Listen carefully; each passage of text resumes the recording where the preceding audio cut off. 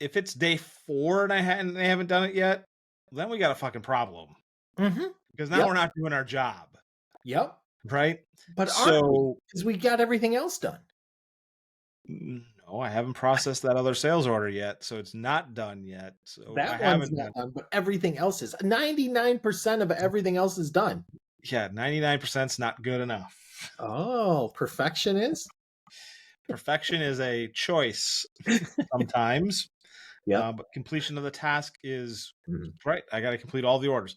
If that PM is responsible to get 100% of their orders through their desk, then yes, 100% of the orders through their desk. Mhm. 100% of the orders through the desk does not mean perfection. It just means 100% of the orders that pass through the desk. Mhm. I understand this. I Right? understand this. So the reason for raising this up is one, yes, we all recognize that these tasks, the task avoidance is real. Um, the one thing that we can all put our heads down and GSD it out for a period of time.